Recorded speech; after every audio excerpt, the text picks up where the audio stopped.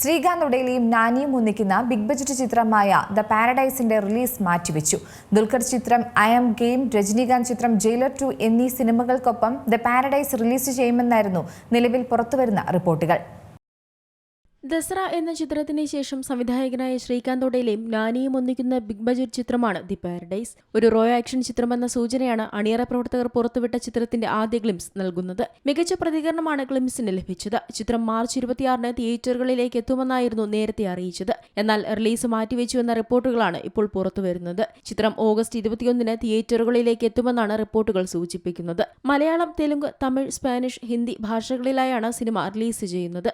മലയാളത്തിൽ ദുൽഖർ നായകനായെത്തുന്ന I am game, തമിഴിലെ രജനീകാന്ത് ചിത്രം ജയിലർ 2 എന്നീ സിനിമകൾക്കൊപ്പമാണ് ദി പാരഡൈസ് റിലീസിനെത്തുന്നത് എന്ന പ്രത്യേകതയുമുണ്ട്. കേരളത്തിലും തമിഴ്നാട്ടിലും നാനി ചിത്രത്തിന് വലിയ ക്ലാഷ് തന്നെ നേരിടേണ്ടി വരുമെന്നാണ് സിനിമ അനലിസ്റ്റുകളുടെ കണക്കുകൂട്ടൽ. അനിരുദ്ധ് രവിചന്ദ്രാണ് ദി പാരഡൈസിന്റെ സംഗീതം നിർവഹിക്കുന്നത്. ജേഴ്സി, ഗ്യാങ് ലീഡർ എന്നീ സിനിമകൾക്ക് ശേഷം നാനിയും അനിരുദ്ധും വീണ്ടും ഒന്നിക്കുന്ന ചിത്രം കൂടെയാണിത്. ശ്രീലക്ഷ്മി വെങ്കടേശ്വര സിനിമാസിന്റെ ബാനറിൽ സുധാകർ ചെറുകുരിയാണ് ചിത്രം നിർമ്മിക്കുന്നത്. നാനിയുടെ കരിയറിലെ ഏറ്റവും ചിലവേറിയ ചിത്രങ്ങളിൽ ഒന്നായാണ് ദി പാരഡൈസ് ഒരുങ്ങുന്നത്.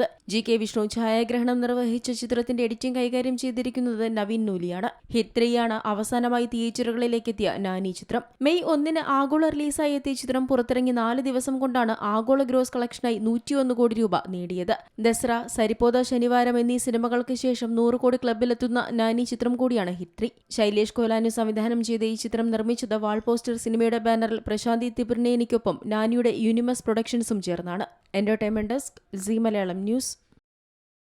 ഏറ്റവും പുതിയ വാർത്തകളും വിശേഷങ്ങളും വിരൽത്തുമ്പിലറിയാൻ സി മലയാളം ന്യൂസ് എല്ലാ ഡിജിറ്റൽ പ്ലാറ്റ്ഫോമുകളിലും ലഭ്യം.